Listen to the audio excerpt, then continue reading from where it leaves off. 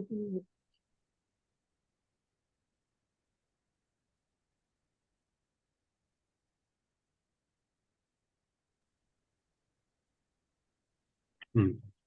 जिनवाणी विराजमान कीजिए अशोका जी।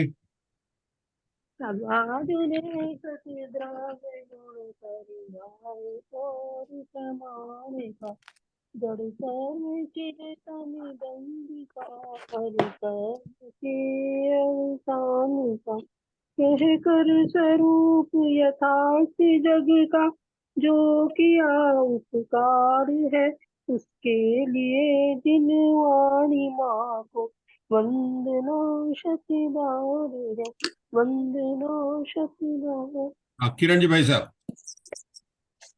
पढ़ता हूँ।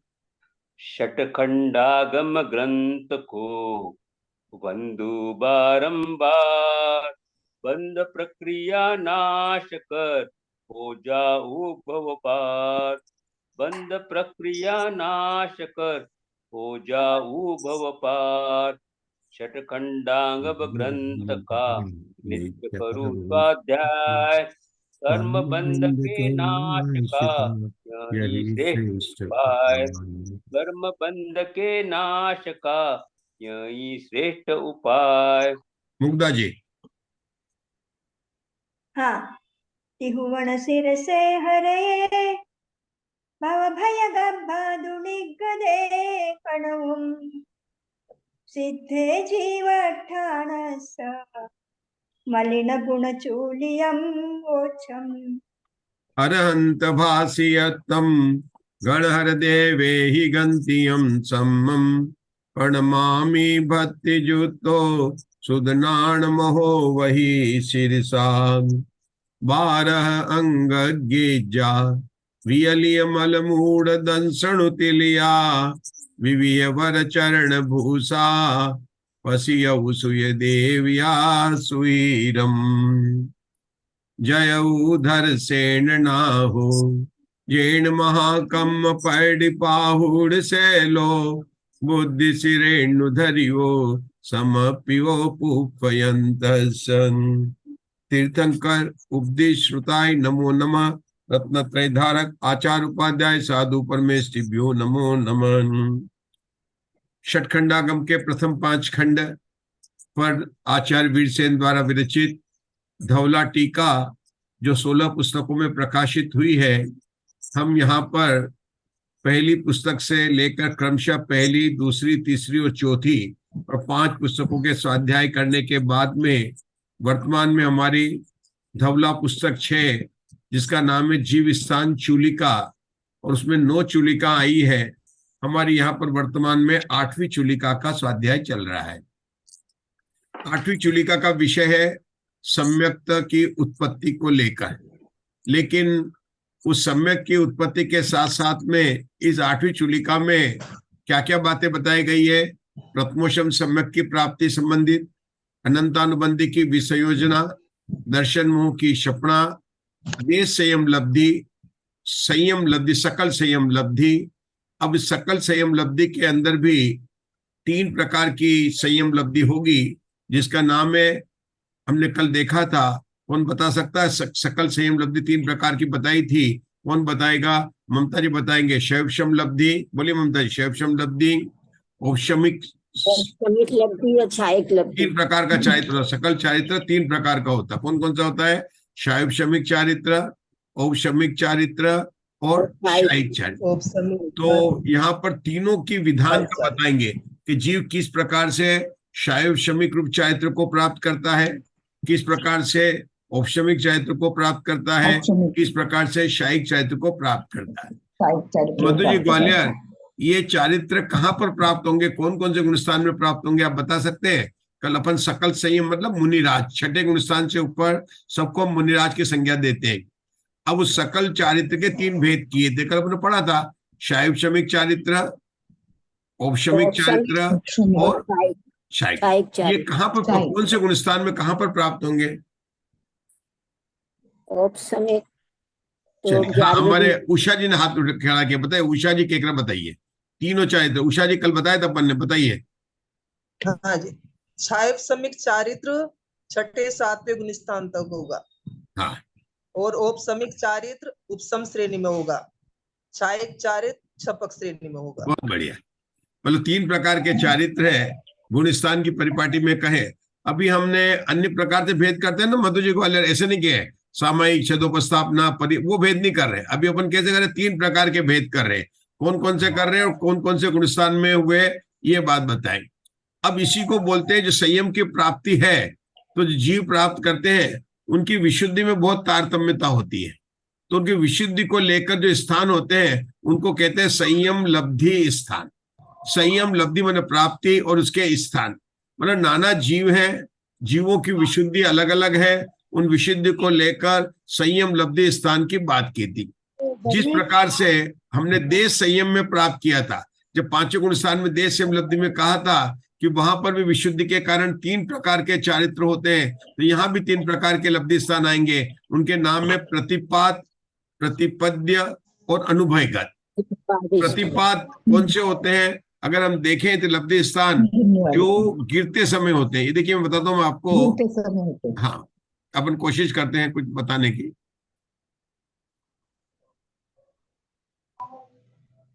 हाँ, ये 3 प्रकार के 4 स्थान होते हैं।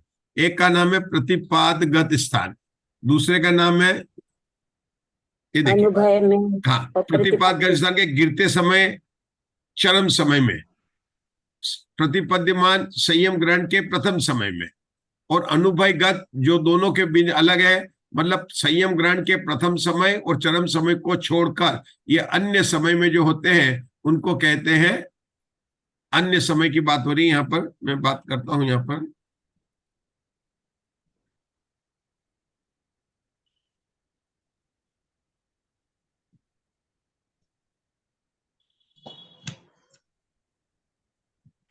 एक सेकेंड, यहाँ पर एक चीज है,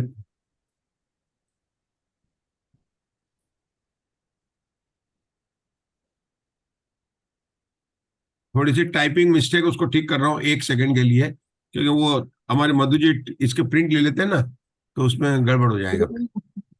1 सेकंड है मधु जी, मधु जी 1 सेकंड है।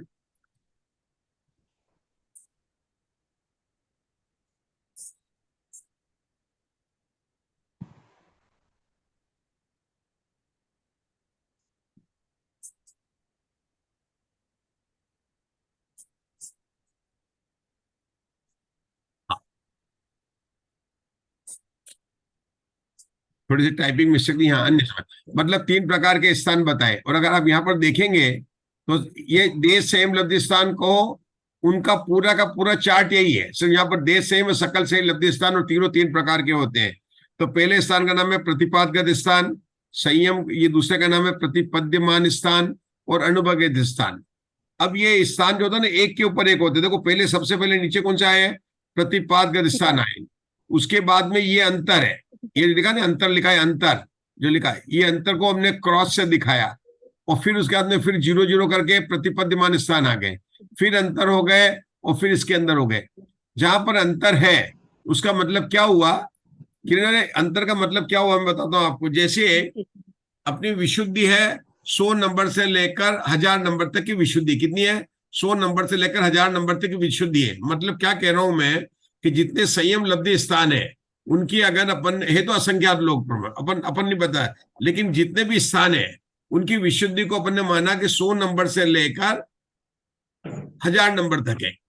तो 100 नंबर से लेकर 300 नंबर तक या 200 नंबर तक, 100 नंबर से लेकर 200 नंबर तक के जो स्थान होंगे उसको क्या बोलेंगे आशा बहन, प्रतिपाद स्थान बोलेंगे, प्रतिपाद लब्धि स्थान। अब 201 से लेकर 600 तक के देख लो, या 201 से 500 तक ले, 201 से लेकर 500 तक के देख ले, उसको क्या बोलेंगे, प्रतिपद्यमान स्थान। और 501 से लेकर 1000 तक उनको क्या बोलेंगे, अनुभव गए स्थान बोलेंगे। लेकिन ऐसा नहीं है कि 200 के बाद में 201 से कुछ आ जाएंगे, जैसे मैंने बोला ना 200 के बाद में 50 छोड़ने पड़ेंगे, तो उसको बोलेंगे अंतर। फिर 205 से लेकर 500, 250 से लेकर 500 तक होंगे, वो होंगे प्रतिपद्यमान स्थान। अब 500 के बाद में मंजूरा जी फिर अंतर पड़ेगा, तो मान लो 600 से लेकर 1000 तक होंगे, तो उसको कहेंगे अनुभव, अपन सीधा नाम बोल रहे हैं अनुभव स्थान, जो दोनों के बीच में है। अंतर क्या हुआ, अनुभव स्थान न पहले समय में होगा न चरम समय में होगा। मतलब दूसरे समय से लेकर चरम समय से पहले तक जितने स्थान होते हैं उनको बोलते हैं अनुभवगत स्थान। ये की बात उषा जी उसमें थी, चारित्र देश एवं लब्धि में भी थी, कोई अंतर नहीं है। सिर्फ वहां पर अपन कल अल्पबोध पढ़ा था, सारा का सारा विधान एक ही प्रकार का है। यहाँ पर सिर्फ बता रहे हैं कि जो स्थान होते हैं लब्धि स्थान 3 प्रकार के होते हैं।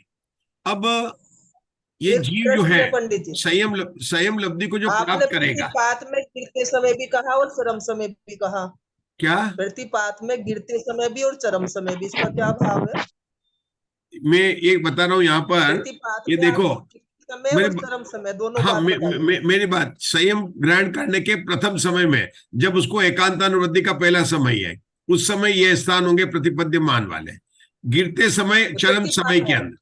और ये जो है दोनों जो होंगे संयम ग्रहण के प्रथम समय से और चरम समय को लेकर, मतलब दूसरे समय से लेकर आगे के सारे स्थान को अनुभवगत स्थान का है। अब आपका प्रश्न क्या है? मेरा प्रश्न ये है, प्रतिपात मन तो गिरना हुआ, गिरते हाँ, समय होगा, हाँ। तो चरम समय क्यों कह रहे हैं इसको? चरम समय भी बोल लिखा आपने। चरम समय में गिरने वाला नहीं है, गिरने वाला चरम समय इसलिए है कि उस स्थान में संयम में रहने का अंतिम स्थान उसको बोलेंगे चरम समय। जैसे कोई जीव है संयम को प्राप्त हुआ है, अब वो गिरता है, गिर के कहां पर आएगा? वो गिरकर पहले में जा सकता है, गिरकर चौथे में आ सकता है, या गिरकर 5वें में आ सकता है। 3 स्थान पर गिरने के स्थान 3 कहेंगे उसके, तो 3 स्थान की बात हम मुख्य कर रहे हैं उसको, तो उसको उन स्थानों को कहेंगे। मतलब क्या हो गया कि जीव अभी वर्तमान में कौन है? संयम को धारण किए हुए। अभी आप ये थोड़ा सा छठा 7वां गुणस्थान दोनों को एक मानकर बात करना। वास्तव में गिरेगा चरम समय में, वो छठे गुणस्थान से गिरेगा, क्योंकि 7वें गुणस्थान का काल बहुत छोटा है और वो गिरकर छठे में आ जाता है। तो कोई बात नहीं, अपन तो समझने की कोशिश, 7वें से कोई गिरता नहीं, गिरता छठे से है। तो छठे से 5वें में आने वाला, छठे से चौथे में आने वाला और छठे से पहले में आने वाला, मतलब मिथ्यात्व में आने वाले जीव को अपन ने बोल रहे। प्रथमोषम समय की बात होगी, बात अलग है।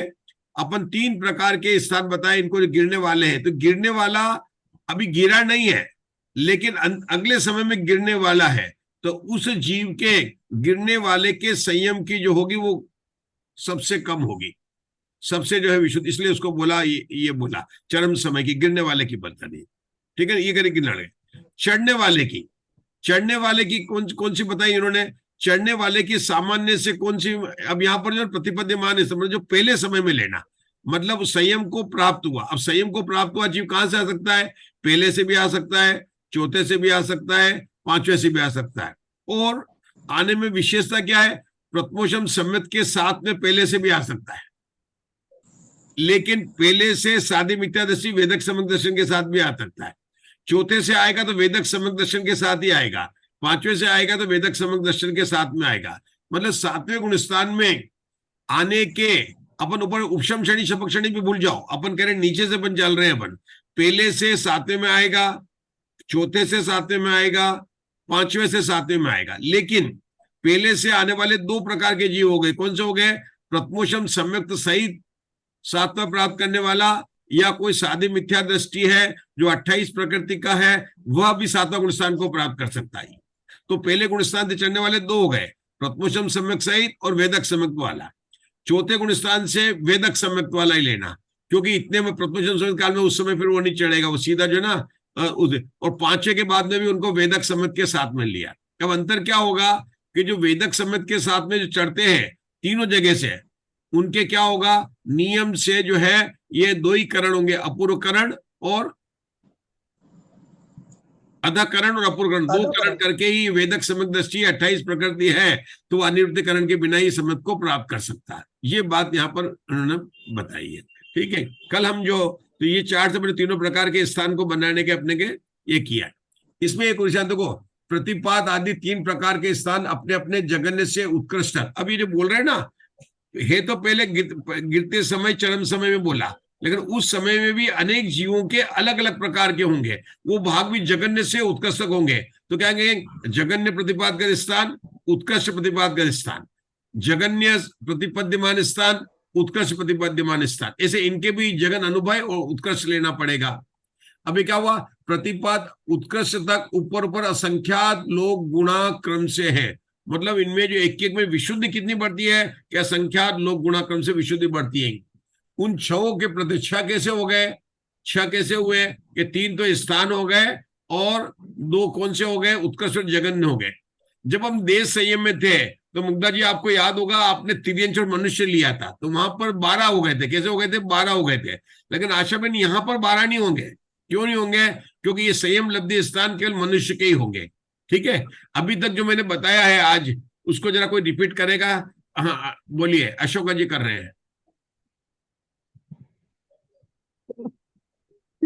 पूरा नहीं कर सकूंगी सर।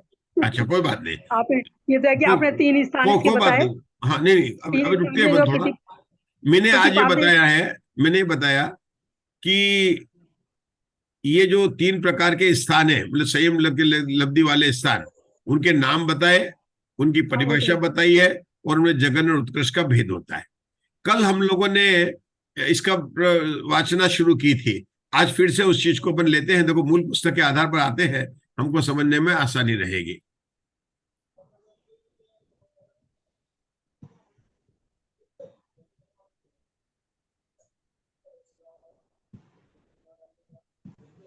ये कल का जो पेज बता रहे नंबर- थे, ये जो अपूर्व जो 18 बोल का जो पद था ना, ये यहाँ पर अपन ने कल पढ़ा था। यहां से शुरू किया था अपन ने कल। 3 प्रकार का चारित्र होता है और फिर इसके अंदर हमने जो है पद बताए थे कि कैसे कैसे अल्पबोध पढ़ा था। कहां पर अल्पबोध, आप कौन से पेज पर था कल अल्पबोध? ये था प्रथम, ये लिखा था प्रथम समयवर्ती अपूर्वकरण आदि करके जब तक अधप्रवर्ती स्थान रहता है तब तक मध्यवर्ती पदों के अनुसार अल्पबोध कहते हैं। मतलब क्या कारण है, प्रथम समय अपूर्वकरण संयत को लेकर जब तक वह अधप्रवर्त अर्थात स्वस्थान संयत रहता है।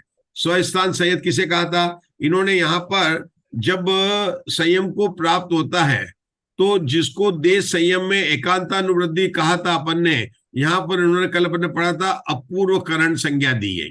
मतलब जो संयम को प्राप्त हुआ है, और उसका खुलासा कल भी किया था कि अपूर्वकरण क्यों कहा, कि अपूर्वकरण का मतलब अपूर्वकरण में जिस प्रकार से प्रति समय विशुद्ध विशुद्ध भाव होते बढ़ते रहते हैं, इस प्रकार ये जीव जब संयम को प्राप्त करता है तो पहले अंतर्मूर्त काल तक इसके परिणाम पूरे पूरे पूरे जो बढ़ते को वृद्धिगत होते हैं, अपूर्व अपूर्व ही होते हैं, इसलिए इसको अपूर्व कहते हैं या उसको एकांतानुवृद्धि, दोनों नाम यहाँ पर हमको पढ़ने में आए। उसके बाद में इसका नाम है अधा प्रवर्त संयत। क्या कहा उसका, अधा प्रवर्त संयत। क्या अंतर दोनों में, अब इसके परिणामों में 4 स्थान की, मतलब कभी असंख्यात भाग वृद्धि होगी, कभी असंख्यात गुणा वृद्धि होगी, कभी हानि होगी। मतलब असंख्यात और संख्यात को लेकर, हानि और वृद्धि को लेकर 4 स्थान प्रति इसके अंदर वृद्धि हानि होती रहेगी और ये पूरे तक होती रहेगी। ये बात इन्होंने यहाँ पर बताई थी। और अपूर्वकरण से लेकर एकांतानुवृद्धि तक हमने जैसे देश संयम में घटाए थे वैसे के वैसे यहाँ पर भी 18 अल्पबोध घटते हैं। अंतर इतना ही है, मैंने सपना सार की पुस्तक देखी, दोनों देखी, सुजाता ताई की पुस्तक जो मुग्धा जी आपने दी थी ना वो भी देखी मैंने, और डॉक्टर उज्ज्वला शाह ने जो अनुवाद किया ना उसकी भी देखी। वहां तो उन्होंने वहां पर स्पष्ट रूप से लिखा है कि जैसा देश संयत में कहे थे 18 स्थान, वैसे के वैसे स्थान है, केवल देश संयत की जगह पर संयत ले लेना, बस इतनी सी बात, देश संयत की संयत ले लेना। और वो अपूर्वकरण स्थान में कैसे है, मैं आपको देखो चार्ट से बताने का प्रयास करता हूं।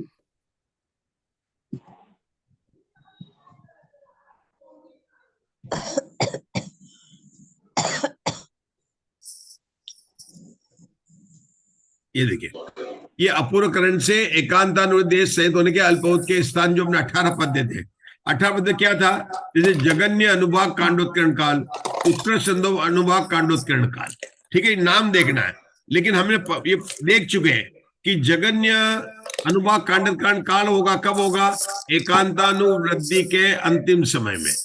और उत्कृष्ट अनुभाग कांडोत्करण काल कहां पर लिया, अपूर्वकरण के प्रथम समय में होने वाला लिया था। मतलब पहले 2 स्थान जो है अनुभाग को लेकर ही है। देखिए ये बता क्या रहे हैं कि सारी प्रक्रिया को बता रहे हैं। जीव ने 2 करण करके आया, यहाँ पर मुख्य रूप से 2 करण की बात करेंगे, अधप्रवर्त और अपूर्वकरण। अब उषा दोषी, अधप्रवर्त में 4 बातें कौन कौन सी होती है, प्रत्येक समय अनंत गुणी विशुद्धि, दूसरी क्या है स्थिति बंधापसरण, स्तुति बांधक और फिर तीसरा क्या है जो प्रशस्त प्रकृतियां हैं उनका अनुभाग चतुर्स्थानी हो जाता है। चतुर्स्थानी में क्या कहता है अपन ने, गुड़, शक्कर, खांड और अमृत वाली, शक्कर और अमृत ले लो। और द्वितीय जो अप्रशस्त प्रकृतियां हैं उनका कहता है नीम, कांजेर, विष और हलाल। तो विष और हलाल घटकर केवल 2 स्थान नीचे के ही हो जाते हैं। ये 4 बातें होती है अधः प्रवर्त में। अब उषा दोषी आप बताइए अपूर्व करण में क्या होता है? स्थिति कांडक घात, अनुभाग कांडक घात, गुण श्रेणी और गुण संगुण। अब यहाँ पर अनिवृत्तिकरण की बात नहीं करेंगे, अनिवृत्तिकरण की बात अपन कर रहे थे प्रथमोपम सम्यग् काल में। तो ये जीव जब संयम को प्राप्त कर रहा है, मतलब संयम को प्राप्त कर रहा है, तो अपूर्व करण में होगा। तो अपूर्व करण के पहले समय से ही, लेकिन अपूर्व करण में जो पहले समय में प्रवेश कर रहे हमने पढ़ा था, उसके जो अलग अलग जीवों के स्थिति सत्व अलग अलग होगा। वो लक्ष्य सागरोपम से लेकर अंत कोड़ा कोड़ी मतलब बताया था, उनकी रेंज बताई थी, अलग अलग होगा। मतलब जगन्य भी होगा, उत्कृष्ट भी होगा। अब ये जीव ने स्थिति कांडक घात किया है तो अलग अलग जगन्य भी लेना पड़ेगा, उत्कृष्ट भी। किसका? स्थिति कांडक घात का। स्थिति बंधापसरण चल ही रहा है, आधा कर्ण चल रहा है। तथा यहाँ पर जो बात अनुभाग कांडक घात कब होगा कि पहले समय से अनुभाग कांडक घात भी शुरू हो जाएगा। तो ये सब बातें जो हो रही थी उनको लेकर कि किसमें कितना काल लगता है, कितने आयाम है, ये बात यहाँ पर सारे को लेकर अल्पबहुत बताएंगे। जब जीव 2 करण करके आता है, कहां से आता है? जब ये 2 करण करके जीव कहां से आएगा? ये आएगा वेदक समग्र दृष्टि करके आएगा, तो इसके गुण श्रेणी नहीं बनती है, इसके गुण श्रेणी नहीं बनेगी। खास तौर से पहले गुण स्थान में तो सवाल ही नहीं उठता है, चौथे में भी नहीं बनती है, 5वें की भी अभी बात देखना पड़ेगा कि 5वें वाले की जीव की गुण श्रेणी बताई गई, 5वें वाले की, लेकिन वो गुण कौन सी है? 5वें गुण स्थान वाली गुण श्रेणी है। लेकिन वो नई गुण श्रेणी जो 2 करण कर रहा है ना, उसमें भी गुण श्रेणी नहीं बनेगी। वो गुण श्रेणी कब बनेगी? जब ये संयम को प्राप्त कर लेगा तब गुण श्रेणी बनेगी। तो गुण श्रेणी का आयाम कितना है, गुण श्रेणी का शीर्ष कितना है, स्थिति बंध कितना है, अबाधा काल कितना है, इसको लेकर उन्होंने अल्पबोध को बताया गया। अपूर्वकरण का काल कितना है, एकांतानुवृत्ति का काल कितना है, क्योंकि जितना एकांतानुवृत्ति का काल है उससे अपूर्वकरण का काल बड़ा है। देखो सब बातें याद नहीं रहे, लेकिन जब हम पुस्तक में पढ़ते हैं तो अल्पबोध में पेंसिल से निशान लगाए 1 2 3 4 5 6 7 8, और उन्होंने को ये समझने का प्रयास करें कि यहाँ पर बताया क्या जा रहा है कि कौन सा काल छोटा है और कौन सा बड़ा। अल्पबोध में ये बताते हैं। अभी हमें लगता होगा, लेकिन जैसे जैसे आप इसका स्वाध्याय करेंगे तो आपको प्रथम मतलब ये अल्पबोध वाला आपकी धवला की 16 पुस्तक में, जय धवला की 16 पुस्तक में, महाबंध में, सब जगह अल्पबोध आने वाला। और अब इसको पढ़ेंगे तो अपने को ये भी पता चलेगा कि अल्पबोध से विषय किस प्रकार से स्पष्ट होता है, किस प्रकार से स्पष्ट होता है। जैसे विदेह कम से कम तीर्थंकर कितने होते हैं कि 20 होते हैं। अब हमने बोला 21 होते हैं, 21 हुए, तो क्या हुआ? 21 होते, क्या 21 होने में हो सकता है कि विदेश क्षेत्र में 21 हो जाए, या हो सकता है कि 20 तो वहां पर रहे और एक भरत क्षेत्र में हो जाए। 22 होंगे तो क्या होंगे? भरत क्षेत्र में भी हो सकता है, ऐरावत क्षेत्र में भी हो सकता है, या 20 वहां पर हो सकते हैं, या 22 के 22 वहां पर हो सकते हैं। क्योंकि ऐसा कोई जरूरी नहीं है कि जब भगवान महावीर का यहाँ पर जन्म हुआ उस समय ऐरावत क्षेत्र के भी 24 तीर्थंकर का जन्म हुआ, आगे पीछे हो सकता है। मतलब अपने ने पढ़ा नहीं है, लेकिन ऐसा कहीं नहीं आया कि जब यहाँ पर 24 तीर्थंकर हुए तो ऐरावत क्षेत्र में 24 तीर्थंकर होंगे, ऐसा कभी नहीं हुआ। ये बात जरूर है कि अवसरपणी के चौथे काल में ऐरावत और भरत क्षेत्र दोनों जगह चौथे काल में 24 तीर्थंकर होते हैं। ये बात तो अपन ने पढ़ी है, लेकिन अपन ने ये नहीं पढ़ा है कि जिस समय आदिनाथ भगवान का जन्म हुआ उसी समय ऐरावत क्षेत्र में पहले तीर्थंकर का जन्म हुआ, ऐसा अपन ने नहीं पढ़ा है। ठीक है ना? अगर ऐसा नहीं है तो अलग अलग समय हो सकता है, तो 22-23 के अलग अलग कॉम्बिनेशन बन सकते हैं। और उत्कर्ष कितने होंगे? 170 तीर्थंकर होंगे। तो इस प्रकार से हम अल्पबोध को अवगाहना में भी लगा सकते हैं कि भगवान आदिनाथ की अवगाहना सबसे अधिक थी। महावीर भगवान के अल्पबोध में लगाएंगे तो सबसे पहले 7 हाथ थी, उससे अधिक पार्श्वनाथ भगवान की 9 हाथ थी। मतलब इस प्रकार से अल्पबोध को लगा सकते हैं, मतलब छोटी संख्या से लेकर बड़ी संख्या तक। यहाँ पर कहाँ पर लगाए रहे हैं? यहाँ पर हम लोग अपूर्व करण के पहले समय से लेकर एकांतानुवृत्ति के अंत समय तक अपन ने घटाए थे देश संयम में। जब सकल संयम की बात आई तो धवला में वीरसेन आचार्य ने तो पद को रिपीट करके हमें पढ़ाया, जिसको हमने पढ़ा। क्षपणासार में लिखा कि जिस प्रकार से देश संयम में घटाए थे उसी प्रकार से यहाँ पर भी समझ लेना। वो कल भी देखा था, बिल्कुल वो के वही है, केवल वहां पर देश संयम की जगह पर संयम शब्द को प्रयोग करना। इतनी बात अपनी कल यहाँ पर हो चुकी थी। अब अपन आगे बढ़ते हैं। आज हमें पढ़ना है जो 3 प्रकार के लब्धि स्थान है उसको पढ़ेंगे। चलिए आशा बहन आप पढ़ना शुरू कीजिए। यहाँ पर ये जो पेज नंबर बताता हूं मैं आपको, ये 283 पेज है। 282। हाँ 283 पेज है, धवला पुस्तक है, उसमें हमको पढ़ना है। यहाँ से पढ़ना है। यहाँ पर जो संयम लब्धि के स्थान है, पढ़िए आशा बहन। यहाँ पर जो संयम लब्धि के स्थान है वे 3 प्रकार के होते हैं। वे इस प्रकार है: प्रतिपात स्थान, उत्पाद स्थान और तद व्यतिरिक्त स्थान। उनमें से पहले प्रतिपात स्थान को कहते हैं, जिस स्थान पर जीव मिथ्यात्व को अथवा असंयम सम्यक्त को अथवा संयम को प्राप्त होता है, वह प्रतिपात स्थान है। अब उत्पाद स्थान को कहते हैं, जिस स्थान पर जीव संयम को प्राप्त होता है वह उत्पाद स्थान है। शेष सर्वही चारित्र स्थानों को तद व्यतिरिक्त स्थान कहते हैं। हाँ रुक जाएंगे, बस रुक जाएंगे। चलो अभी क्या क्या पढ़ा हम लोगों ने। कहा गए हमारे प्रीति जी जितुनकर, अभी इन्होंने 3 प्रकार के स्थान पढ़े।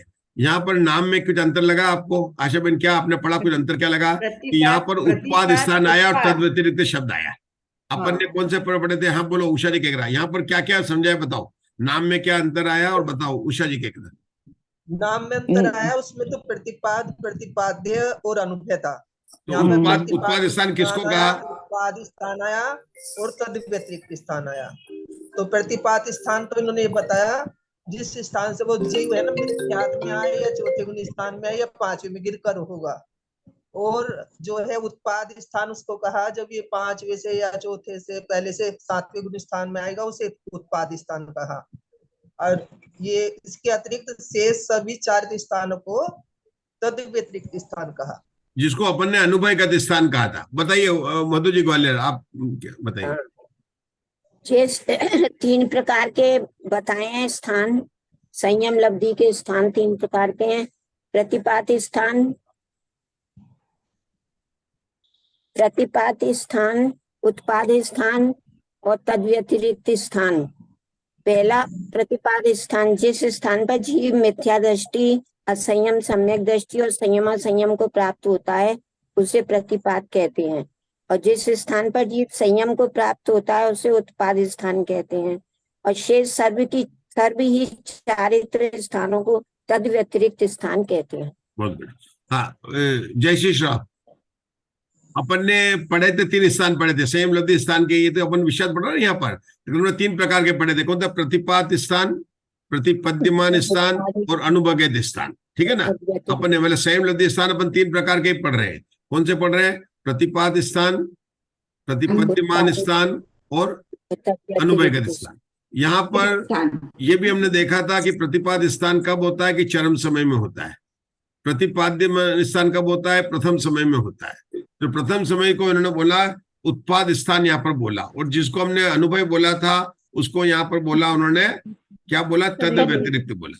किरण जी भाई साहब फिर से इसको पढ़ना है हमको, इस पैराग्राफ को जो पढ़ा यहाँ पर धीरे धीरे पढ़ेंगे। यहाँ पर जो संयम लब्धि के स्थान है फिर से पढ़ना है किरण जी भाई साहब।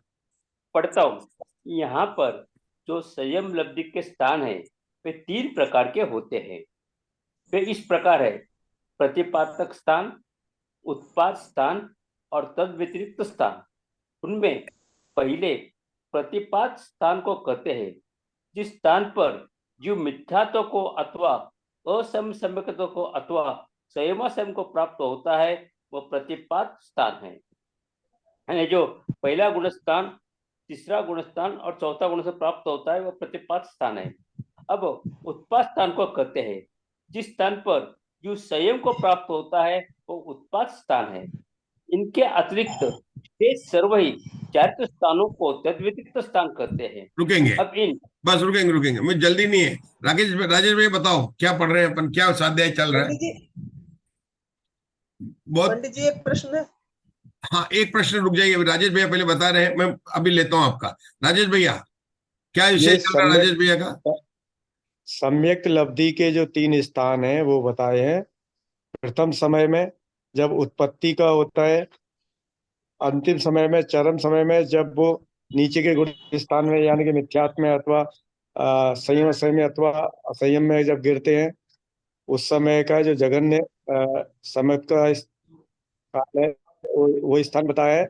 और बीच का जो दूसरे समय से लेकर चरम समय से पहले तक के जो समय है वो समय का। बहुत बढ़िया, आपका बहुत अच्छा स्वाध्याय होता जा रहा है। बताइए उषा जी, बोलिए, अपना समय हो गया, प्रश्न बता दीजिए, उत्तर हाँ, अभी। इसमें कहा इनके जो ये 4 स्थान बताया, तद व्यतिरिक्त बताया, तो ये 7वें गुण स्थान का चार्ट लगेगा या देश संयम का, यथाख्यात, सूक्ष्म संप्राय सब में लगेगा।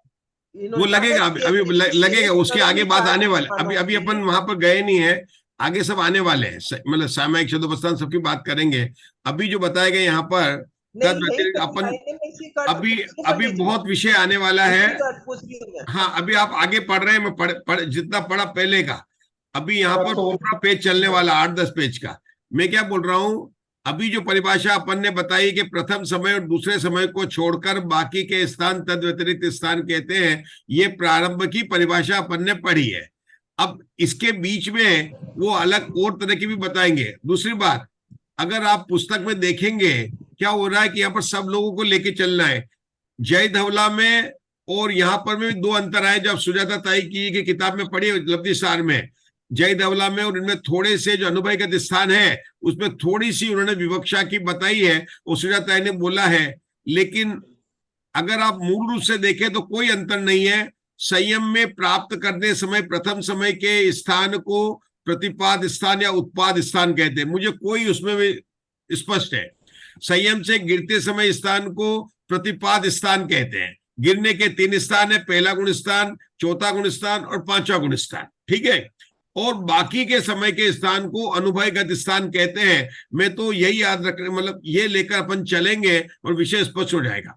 चूंकि अभी न तो हमारे पास में सुजाता ताई की पुस्तक है, न उसकी PDF अवेलेबल है, और उसके अंदर जो बात बताई, ये 2 मत जब भी आते हैं तो जब हम विषय को नया समझ रहे हैं तो अपन ऐसे ही चलेंगे, है ना।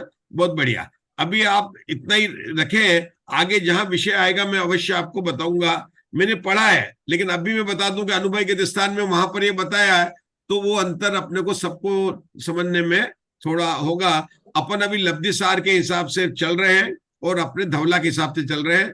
सुजाता ताई ने और स्पष्ट किया है, वो जय धवला के आधार से किया। बोलो भगवान महावीर की जय जय जय जय जय।